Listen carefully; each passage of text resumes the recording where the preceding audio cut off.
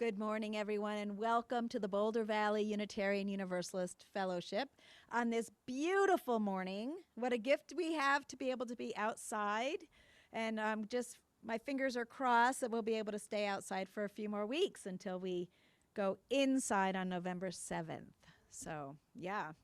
So as I'm looking around at our, what we'll be calling our roomies, as opposed to our Zoomies who are right there, I'm noticing what I notice in the sanctuary as well, which is everybody's way far away. There's no one in the front row, so to speak. So perhaps with COVID, it's a good idea since I won't be wearing a mask. But, when you come next week, you might think maybe a little closer in. Maybe. So I am today joined by our service associate, Mary Gibb. And our musicians today are Julie Morris on the piano, and she's back after our COVID time off. So I'm so glad to have you back, Julie. And we have Amy Austin, Shelley Barnard, and Debbie Larson will be singing with us today. And our AV team today is Eric Williams, Deborah Mensch, Don Price, who's on Zoom, and Mary Stagpole. So when you see them, thank them profusely because it takes a lot to get us all set up here outside. We have a lot of people on the playground here. Somebody have a kind of a count? Anybody have a count? Deborah, do you have a count of Zoomies? 51 little boxes on Zoom. And I don't know how many. Look around you. There's probably about 50 people here maybe. So welcome everyone. If by chance you get cold, you could always step into your car and turn your FM radio on to 97.5 and enjoy the service from the comfort of your car. And if you do go into your car, you could even sign on Zoom and see all the Zoomies as well. So if you are joining us by Zoom today, I'm going to invite you to shift into gallery mode so you can see the other faces that are with you on Zoom this morning as I say our welcome words. And those of you here in person, just take a minute to look around at each other. See if you can recognize each other through your masks. Say hello to newcomers if you see them. And we'll share our welcome words. You are all welcome here today. In all the beauty of languages, cultures, skin tones, shapes, and sizes that come together in your uniqueness, you are welcome here. In all the ways you experience and express gender, you are welcome here. In the beauty that is who you love and how you love, you are welcome here. Whether you are in a tiny Zoom square or here in your own lawn chair, you are welcome here. Christian, pagan, humanist, Jew, Buddhist, mystic, Muslim, Unitarian, Universalist, with all of the traditions that inform your spiritual life, you are welcome here. No matter how long you are away, nor how soon until you return, you are welcome here. And whether you come today with laughter in your heart or with tears, we welcome you. You are invited to join us with an open mind, a loving heart, and willing hands. We welcome you today.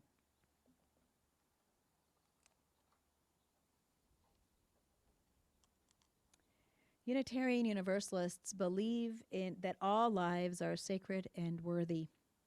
As such, we acknowledge that our community is located here on the lands that were once stewarded by the Arapaho, the Ute, the Lakota, and the Cheyenne people, and that many, many tribes traveled through this beautiful area that we now call home. This congregation honors Indigenous legacy and respects the enduring relationships that exist between Indigenous people and their traditional homelands through our connections with Right Relationship Boulder, which will be receiving our half plate today. We also acknowledge that we live in a time when Black, Indigenous, and other people of color and Hispanic people are devalued, violated, and killed because of systemic racism. Boulder Valley UU Fellowship commits itself to becoming anti-racist and to defeat systemic racism by taking actions to dismantle racism in society, by taking guidance from while honoring the lived experience of those who identify as people of color, and by developing personal relationships between cultures. And I hope you will all join us in this grand endeavor. If you're new here, we are very, very glad you found us and hope that no matter where you are right now, you can experience the warmth and the love of this congregation. Each Sunday is different here, so please come back a few times to really get to know us. And if you want to get better acquainted, please visit our website at bvuuf.org. There's some links going into the chat, and also if you're on Zoom, and also a link to the first-time visitor page. You can also email our office manager, Carol, at officemanager@bvuuf.org. And finally, if any new visitors are on Zoom would like to introduce yourself in the chat, please do. And if there's any newcomers here who would like to introduce yourself just with your name and pronouns, that would be lovely if you'd like.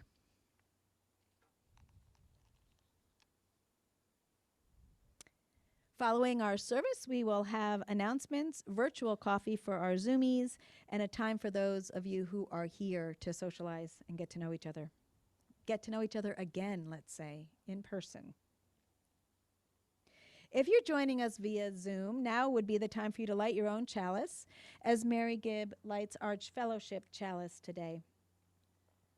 And so we know where all the other chalices are. Zoomies, please write chalice lit in and then the name of your town. And together, those of us here will say our chalice lighting words. We light this chalice for the warmth of love, the light of truth, and the energy of action.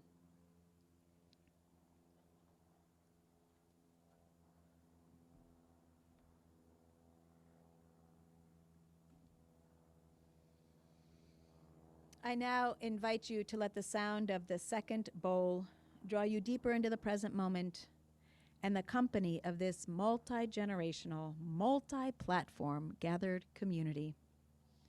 And then we'll share a few moments of silence following the bowl.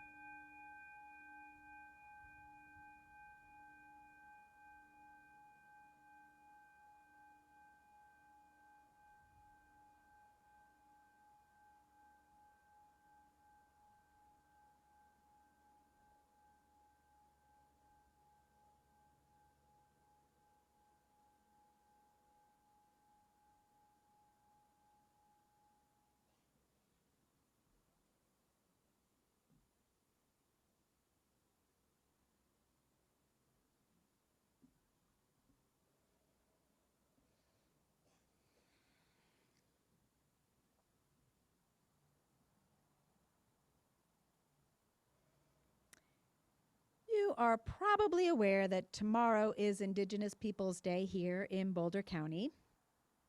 But are you aware that this whole month is LGBTQ History Month? You are also probably aware that each month has 4 or a maximum of 5 Sundays in it. But are you aware of how hard it is to create a monthly worship schedule that fits multiple important commemorations that show up each month into these 4 or 5 Sundays? That's the task of your service associates and service leaders. And we're getting pretty good now at looking at the intersection of ideas and themes. So today we're doing just that. We're using this month's theme of cultivating relationships. And Mary will share how intersecting communities impact each other and have impacted her. And then I'll be exploring the intersectionality of Indigenous LGBTQ people and how the colonization of Indigenous culture has included sexual colonization as well. Now, I'm a hetero-identified, cisgendered, white woman of European ancestry. I hold neither of the identities I'll be talking about today. So I take on this topic with humility and with some trepidation.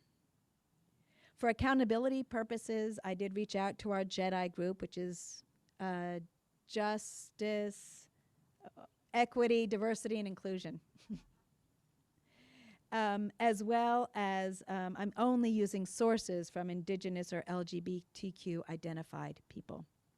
But I also want to welcome any concerns people might have following the service so that I can be a part of this learning community as we step forward together. Come, let us explore intersectional relationships together.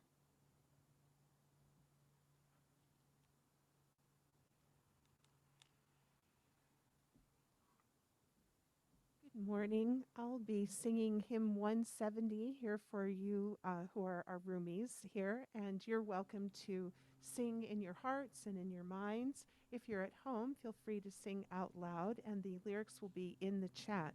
We're going to be singing hymns, the verses 1, 2, 5, and 6. But I'd like to tell you a little bit about the songwriter of this song. This first hymn is by singer-songwriter and activist Holly Near. Holly Near is known as one of the founders of the women's music movement in the 1970s. Her activism transcended causes, linking movements like the feminist and the anti-war movements of the 1970s.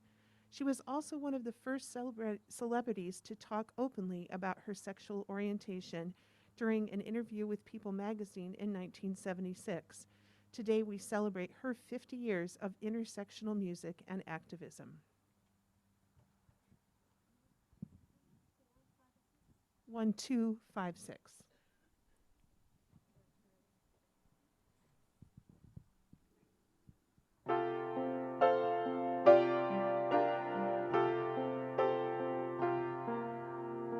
We are a gentle, angry people, and we are singing, singing for our lives.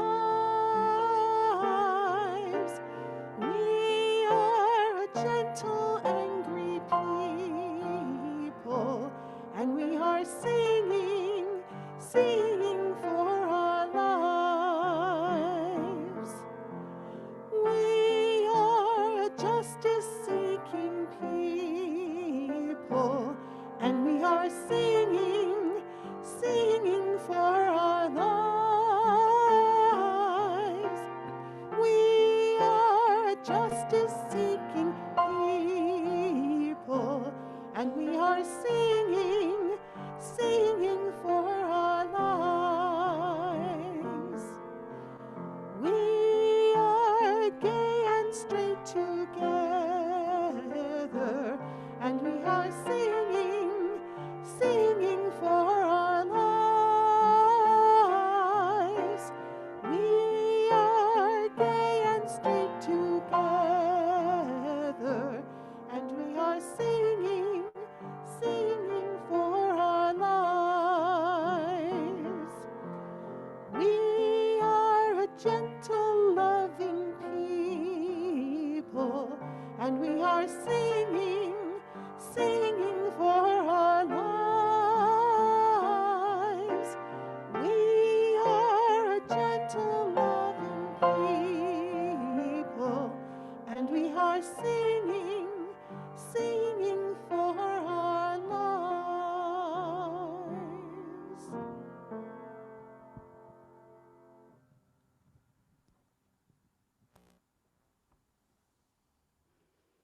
Good morning. Late autumn 2014 morning, I was standing on the cold west side of the Colorado State Capitol building, watching a ceremonial commemoration of the Sand Creek Massacre. 150 years before, those who were left of the Arapaho and Cheyenne tribes in Colorado had camped on the bank of the Sand Creek, only to be awakened in the early morning by the attack of the U.S. cavalry led by Colonel John Chivington. Approximately 230 Arapaho and Cheyenne people died, mostly women, children, and the elderly. Now, in 2014, in front of me, sitting on the Capitol steps were young people who had been on a healing run, which started at Sand Creek in southeastern Colorado and ended in Denver, to honor those whose lives were lost at Sand Creek and to symbolically find a way forward from grief for themselves, their ancestors, and their people. Tribal elders, politicians, drummers, and government officials sat on chairs and spoke in turn. Then Governor Hickenlooper apologized for the atrocities, the first governor of Colorado to do so.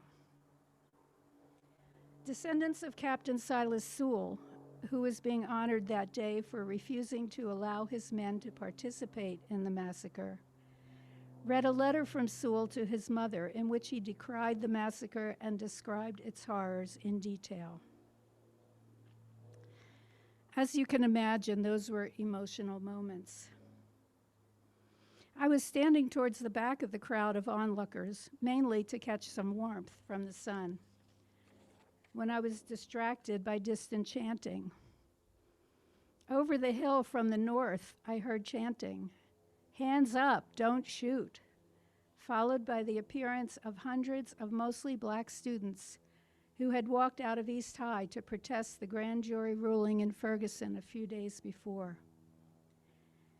Each time they chanted the phrase, they raised their hands. I had a thoughtful few seconds before I raised my hands in solidarity with them. I didn't want to disrupt the solemnity and the importance of the ceremony in front of me. Yet I wanted to support the students whose faces were glowing with the belief that their protests were meaningful and that they could do something that would make change happen. When the ceremony leaders, in full Plains Indian headdresses, grasped what was happening, the speakers stopped speaking, and slowly they raised their hands, slowly, too, in a beautiful gesture of solidarity. Most in the audience did the same. This was all over in a flash, as the students hadn't intentionally meant to disrupt the proceedings. They were on their way to a rally in the park and just passed through like a wave. At that moment, the past and the present congealed in a powerful way that no one could have planned. 150 years later, BIPOC were still being killed by the government employees. Sad scenarios that are played over and over and over in the United States. I raise my hands not only as an acknowledgement of harms done, but as witness to the hope and the promise I saw before me. But still, I question my relationship to these communities. Was I like the people who come to a memorial service or a Shiva or a wake, ones who come to mourn, or like ones who come to watch, or ones who appear to witness and honor the lives of those who are lost? When I raised my hands, it was to join with the protesting teenagers and the Arapaho people on the steps before me to say, I hear you, I see you. I believe in your power to change the future. I showed up for you, and I will keep showing up for you. Our relationships are built on the intersections where our lives cross, for a moment or for a lifetime. I showed up, and in that moment, my life changed, and hope, as I saw it appearing before me, became part of my vocabulary.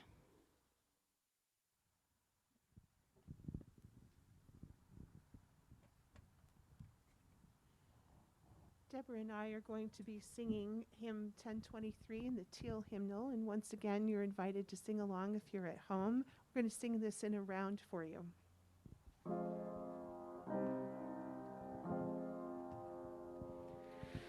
Building bridges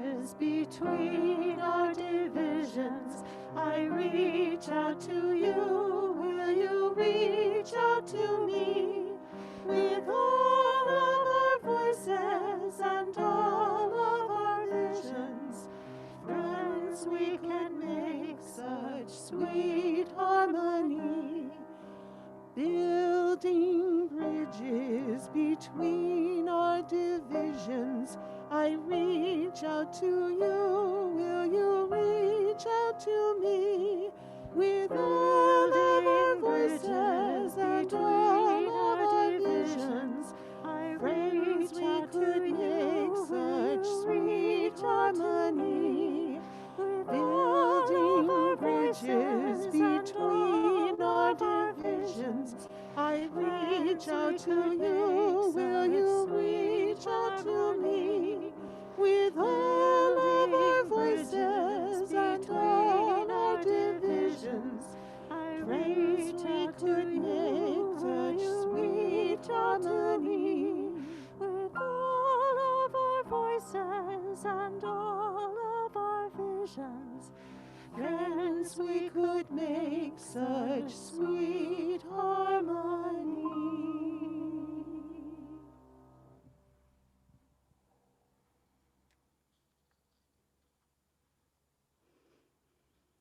Each week, we remind ourselves of the abundance of our lives and this community by giving half of our plate away to organizations that share our values. This week, we are sharing our plate with Right Relationship Boulder.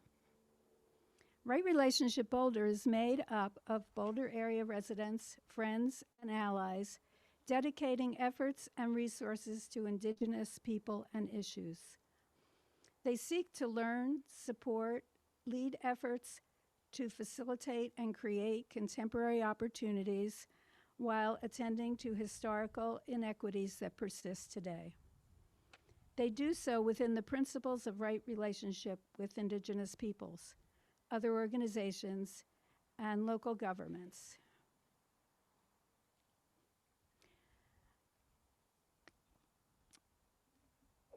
You may Zoom into virtual activities this weekend and tomorrow by going to the link in the chat to view a full schedule and register.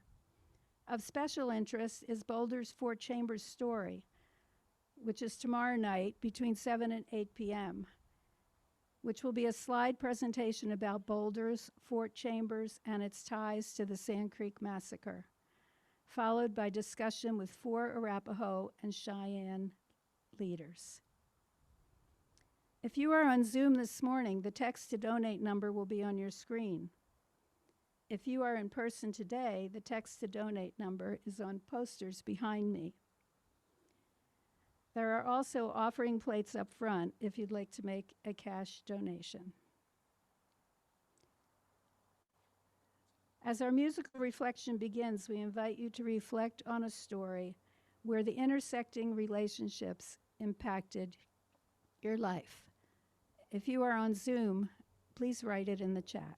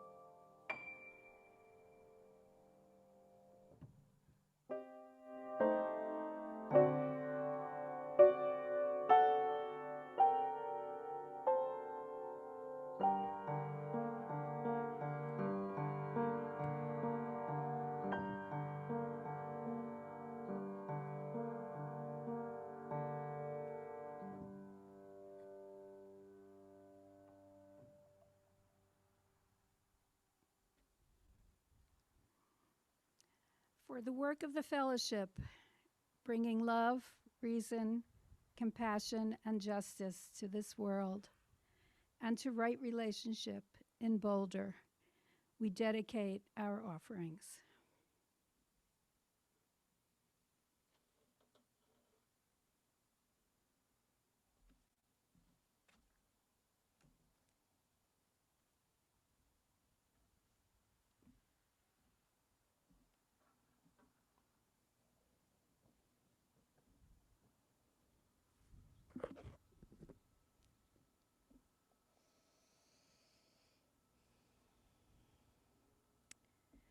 When you think of lesbian, gay, transgendered, bi, or queer history, what comes to mind? Stonewall? Did somebody say Stonewall? Harvey Milk. I wrote Harvey Milk down too. Stonewall, over 50 years ago. The recent marriage equality or trans rights movements. But you're probably not thinking back to 1513 and the Spanish conquistador Vasco Núñez de Balboa, who threw the brother of one of the chiefs down there, Chief Quaraca, and 40 of his companions to the dogs for being dressed as women. The incidences of oppression against queer people, LGBTQIA people, goes back a long, long time. In their article, Indigenous Sexualities, Resisting Conquest and Translation, Manuela Peak and Jose Ticuna share some of this forgotten history. And it's been left out, they say, because of two erroneous assertions. One, that LGBTQ rights are connected to what they call political modernity, and that congruent to that is that indigenous culture is a remnant of the past and therefore wouldn't have this same kind of set of political issues going on. So let's be clear here. Indigenous queer people have existed throughout time and continue to exist today, despite the fact that oppressors have tried to erase their intersectional identities for centuries. Let's amplify this a little bit. First of all, there are an estimated 370 million indigenous persons in 90 countries and over 5,000 nations that speak thousands of languages. So indigenous people are diverse. The concept of being indigenous is actually a political identity. It refers less to a constituency than to the otherness that it is trying to amplify. So it was a term, indigenous was a term coined by Mohawk and Cherokee scholars Teteake Alfred and Jeff Corntassel in 2005. And for them, being indigenous was an oppositional identity linked to the consciousness of struggle against all form of colonialism that spread from Europe and continues to dominate the world right now. So does that make sense? Indigenous, what's indigenous, or the whole blanket term of indigenous, was really a term of opposition, an oppositional term to those who were colonized. With this much diversity within the identity of indigenous people, it would be false to assume that all indigenous people, even within this country, celebrated gender and sexual orientation diversity. So we don't want to glamorize the past or glamorize these cultures. But historic accounts and linguistic studies do show that sexual and gender fluidity is more accepted in native cultures than the European cultures that colonized them, or was more accepted. And you can see that in the language. Many of the cultures use gendered language completely differently. So in Huaquitan, Mexico, mujes, M-U-X-E-S, are neither man nor woman, but a gender hybrid. In Hawaii, the Mahu embrace both the feminine and the masculine. And the Maori term, taki, let me see if I can say this, Takataka describes same-sex intimate relationships. Non-monogamy is the norm among the people of Amazonia and in the Himalayas. In other words, indigenous sexualities were never required to be defined as straight. And they were ranged from cross-dressing to homo-affective families. And they are diverse as the people who practice them. Research shows that more than 150 different pre-colonial Native American tribes acknowledged third genders in their communities. So prevalent among the vast variety of indigenous cultures was this concept of a third gender that the term two-spirit was adopted as a pan-Indian vocabulary in 1990 at the third annual Intertribal Native American First Nations Gay and Lesbian Conference in Winnipeg, Manitoba. So two-spirit is a word that they had to kind of invent to encompass the broad range of queer identities that there were among indigenous people. Two-spirit refers to any individual who identifies as lesbian, gay, bisexual, queer, transgender, transsexual, or gender fluid. And they are often revered. People to be celebrated for their wisdom and their capacity to cross boundaries. Here's just two examples.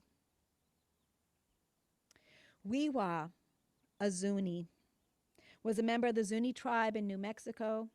She was what the Zuni called La Mana, which was a traditional Zuni gender role that was a person who was assigned male at birth, but lived part or most of their life as a woman and wore women's clothing. They did a mix of women's tasks in daily life, but they were also fulfilled special functions that were usually reserved for men in Zuni society that included spiritual and skills and crafts and knowledge of instructing others. In 1886, Wiwa was hosted in Washington, D.C. by the anthropologist Matilda Stevenson. During that visit, they met President Grover Cleveland and were generally mistaken for a cisgendered woman. And one of the anthropologists who was close to her described her as the strongest character and the most intelligent of the Zuni tribe. So this was 1886.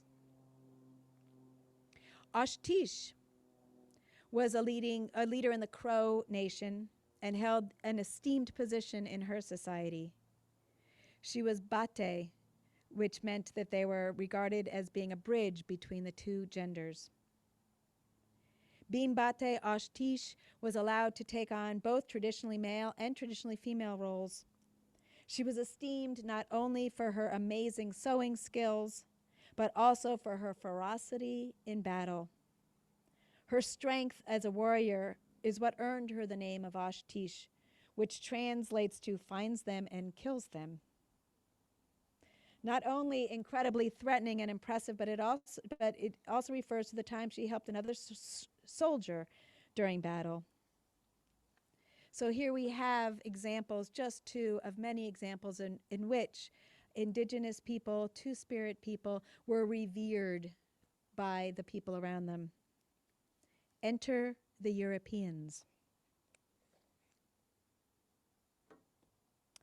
Historical research in Brazil by Estevio Fernandes and Barbara Arizi explains how the colonization of native sexualities sought to erase indigenous family structures. As far back as the 1750s, the Directory of Indians in Brazil established administrative controls of intimacy and domesticity that restricted sex and gender in daily life. Bureaucratic interventions centered around compulsory heterosexuality, and they decried the incivility, quote, of indigenous homes where, quote, several families live as beasts and not follow the laws of honesty due to the diversity of the sexes. Indigenous households were subject to monogamous laws of honesty, and they considered heterosexualization a process of civilization for people. There's a similar process in North America called hetero homemaking. Heteronormativity made it impossible for any other sexuality, gender, or family organizing to exist amongst indigenous cultures here. So indigenous people were forced to translate themselves in terms that were consistent with their colonizers in order to survive.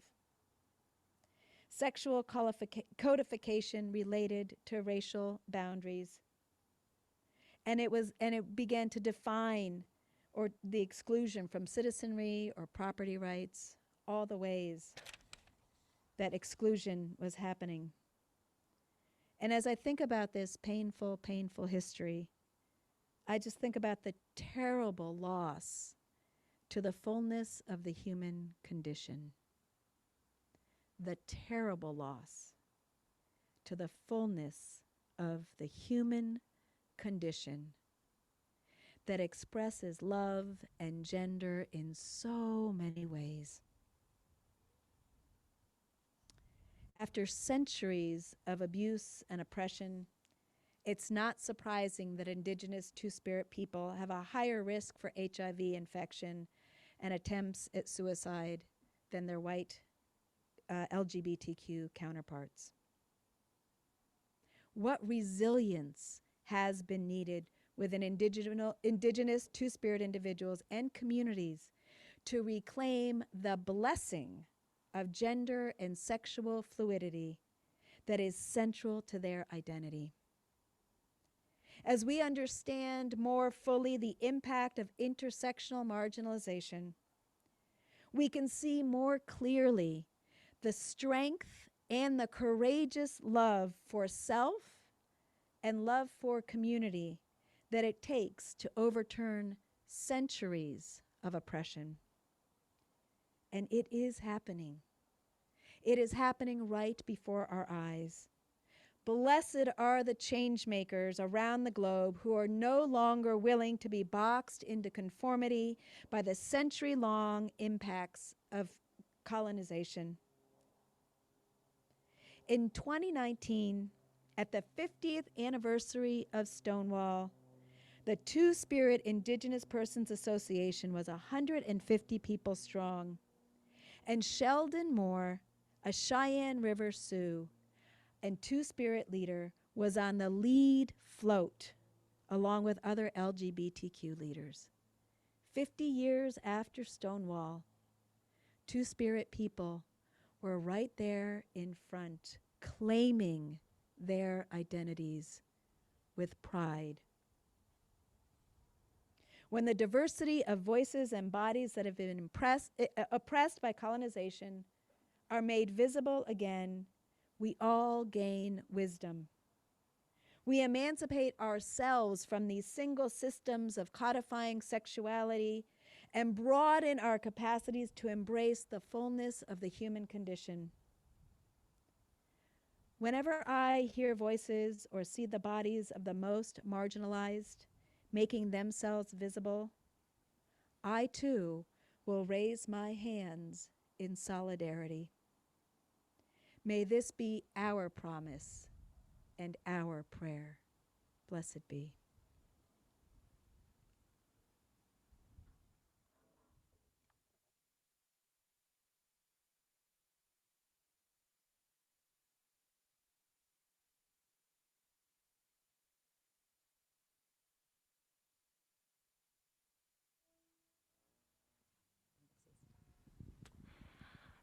So this song is called Hallelujah, and it comes from the California-based singer-songwriter duo called Mamuse.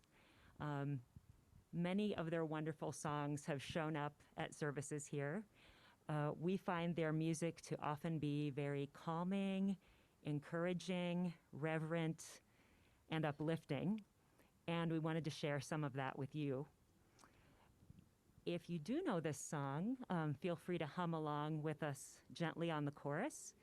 And if you're at home, sing really loud.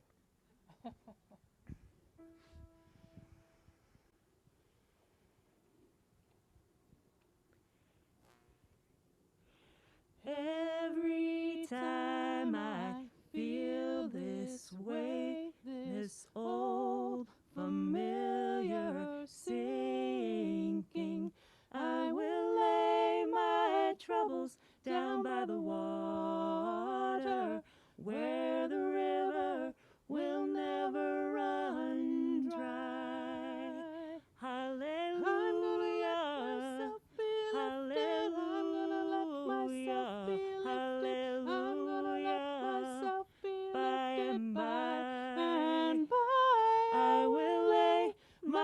Troubles down by the water, where the river will never run dry. It's been said, and I do believe, as you ask, so shall you receive. So take from me these troubles, bring me sweet release, where the river will never run dry.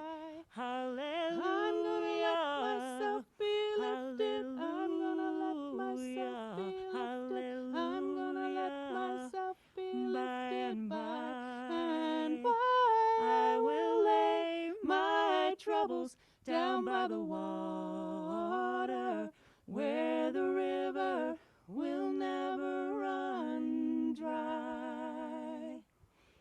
There is a river in this heart of hearts, with a knowingness of my highest good.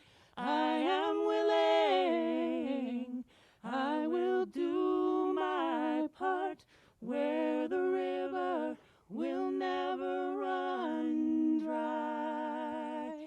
Hallelujah. I'm gonna let myself be lifted. I'm gonna let myself be lifted.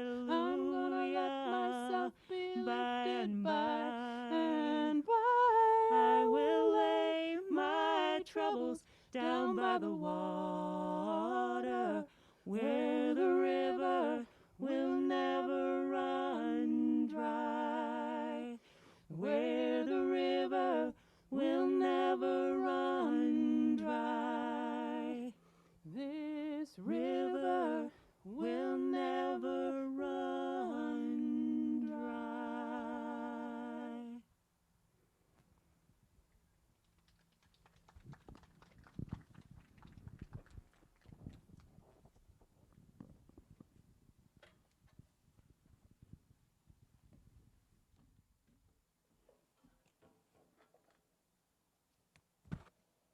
That was just gorgeous. Thank you, Shelley and Debbie.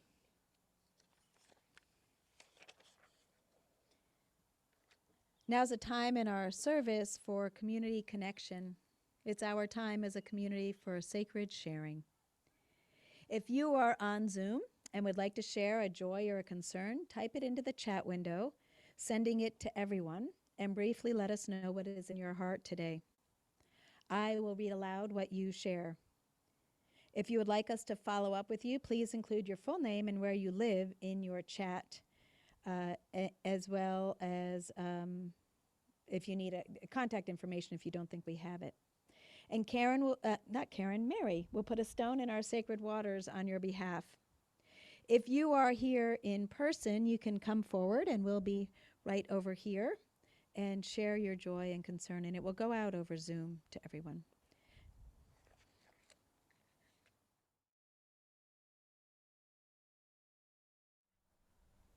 Okay. Beloveds, there is such beauty to our gathering, even across platforms, even looking at a little dot, knowing that the Zoomies are out there. There is such beauty to our gathering. It has been a long time, and so much has happened in each of our lives. Many of us come with joy in our hearts today, celebrating anniversaries and and the joy of good weather, and some of us come too broken-hearted to speak.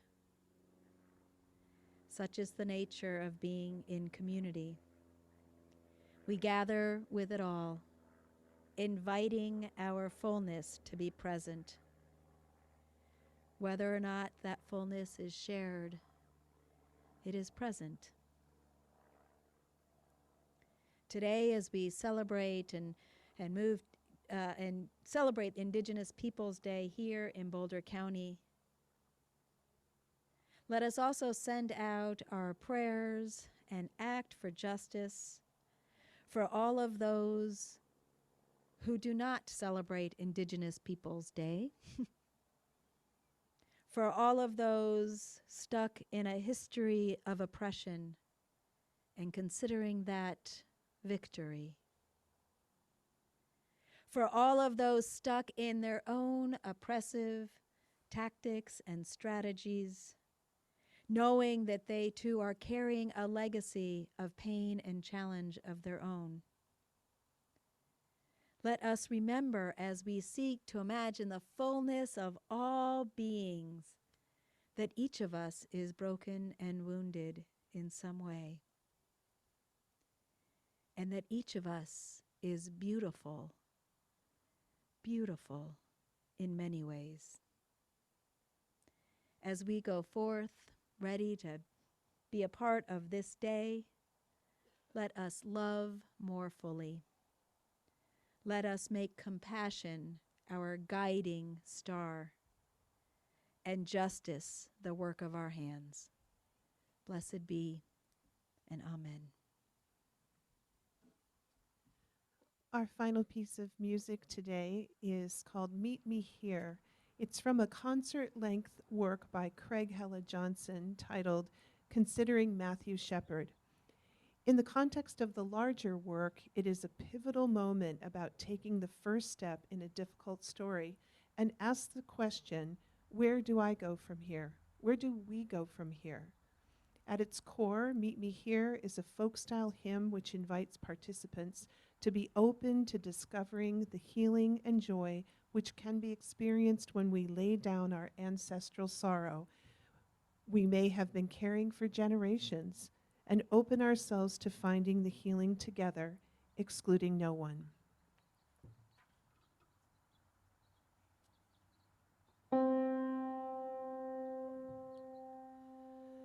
Meet me here.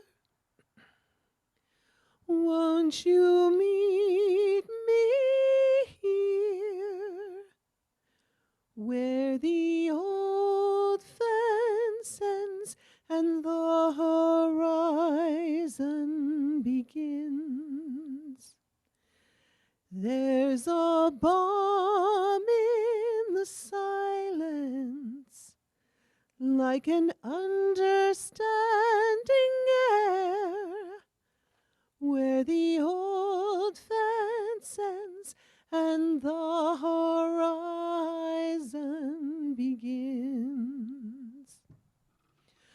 We've been walking through the darkness on this long, hard climb, carried ancestral sorrow for too long a time. Will you lay down your burden? Lay it down, come with me. It will never be forgotten, held in love so tenderly. Meet me here, won't you meet me here, where the old fence ends and the horizon begins.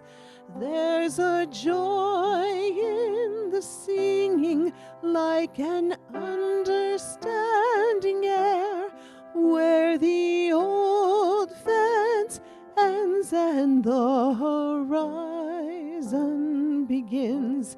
Then we'll come to the mountain we'll go bounding to see that great circle of dancing, and we'll dance endlessly.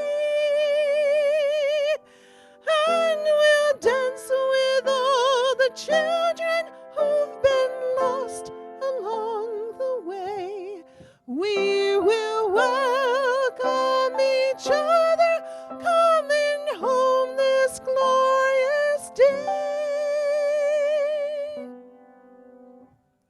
We are home in the mountain, and we'll gently understand that we've been friends forever, that we've never been alone. We'll sing on through any darkness, and our song will be our sight. We can learn to offer praise again, coming home to the light.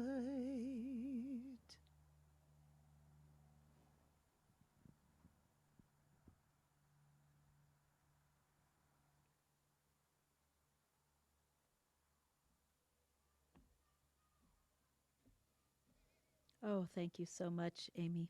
So beautiful.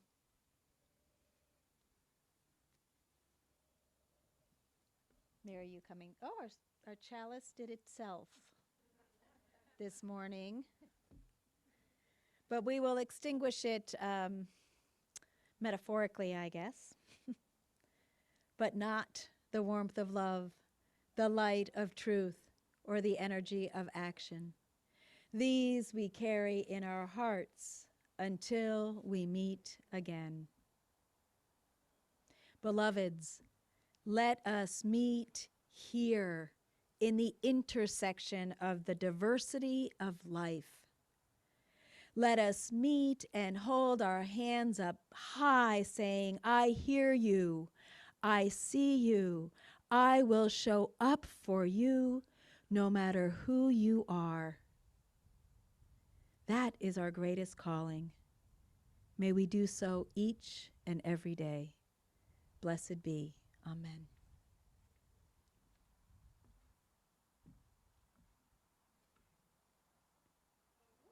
Announcements. They happen at the end now. Goodness, thank you. I just walked away like it was all done.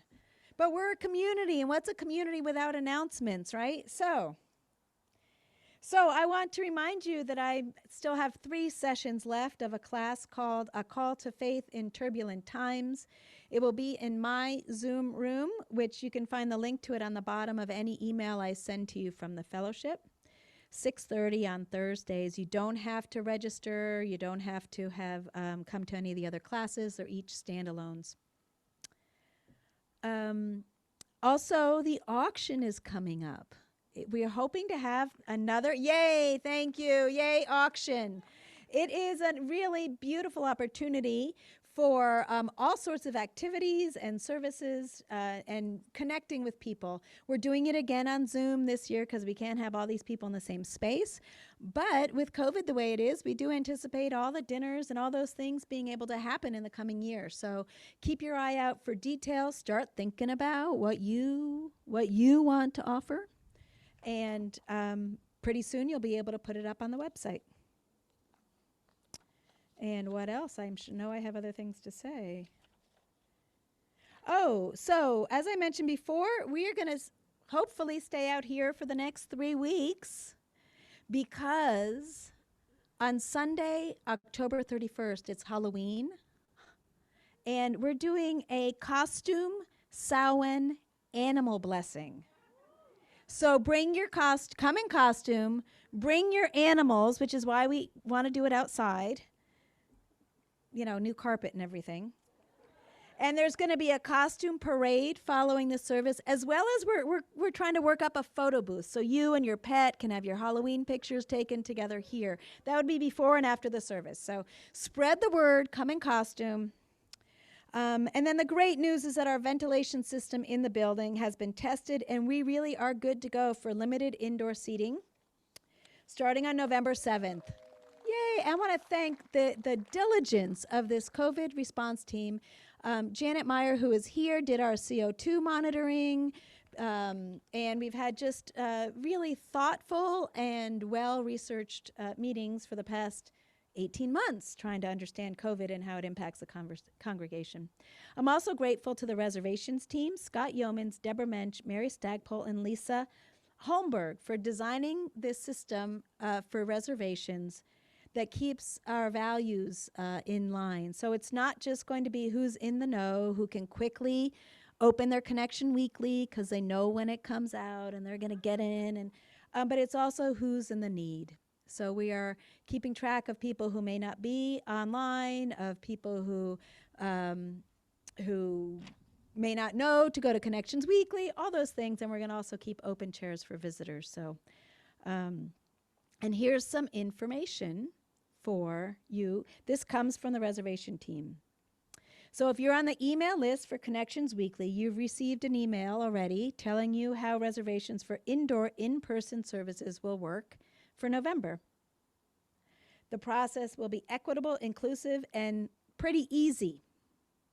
So first, give it a look and fill out the form by October 25th.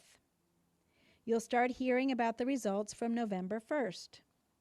And Zoom will still be available for anybody who chooses that.